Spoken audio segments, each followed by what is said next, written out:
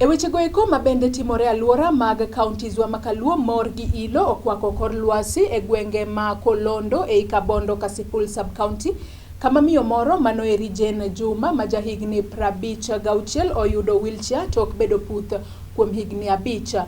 Jane mane tuo goyo e higa mar 2015 gino manoweye ka en puth chakre nungone kadhi piny osebedo ka sandore ahinya to nikech nok mar omenda pok obedo kod nyalo mar nyiewo wheelchair. Riwruok mok mar piny owacho manoeri mar Andrea Patrice Carter Foundation owuok oko ayanga mar konye tok winjo sandruok mosebedo godo kuom higni mokadho chien. Director mar foundation noero manoeri Andrea Carter ogolo omenda mondo onyiew ne wheelchair manyien to bende omiyogi kony mar chiemo.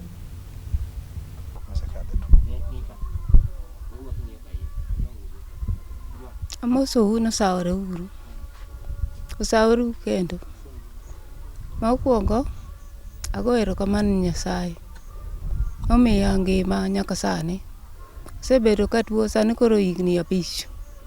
Nyinga Karaba nyinga Jennifer Juma Odhiambo. Anyar kamae. Ika 56. Ago erokamano nyathi dhako wadwa mokelo ndika. Agombo jowetewa to kanya neno. Koro koni gi erokamano. Agoni erokamano malich ahinya.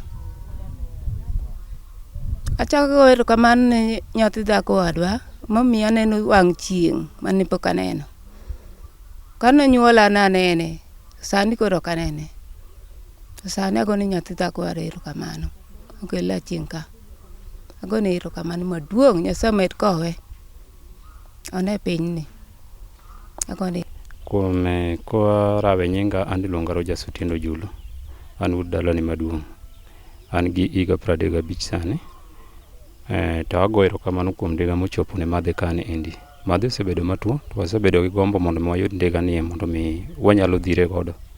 To nyalo setamowa. To kawuono waneno bad Yesu ka ndiga ni ochopo ne ka. Koro bodi mogolo ndiga ni wagone erokamano kabisa through owadwa Ojwang'. Koro mar ariyo madhe en ng'ama osebedo piny for almost higni 5 mfululizo kok owuothi en ng'ama imako titing'o igolo oko. To osegombo mondo mi oyudie kaka olimore gi jowetene. To nyalo setamowa kaka wating'e mondo watere kuno. Kitere kuno tikete manie apiko. But by now sani wanyalo yudo ka wanyalo dhire. Wadwoko erokamano. Mano kende. Okay, madhe kabire tuone, madhe en ng'ama obedo paralyzed halfway. Otuo kochakre gi nungone kadok piny. To gini nobiro mana ka omako tiendenego. Koa gi malo to kogike nungone ka to gigodhi onege gi kanyendo. Koro en weak ka tiendene kadok piny. Ka nungone kadok piny. But malo kuto en active kabisa. Koro wambe odhiero wakit tuono kaka en tuo mane.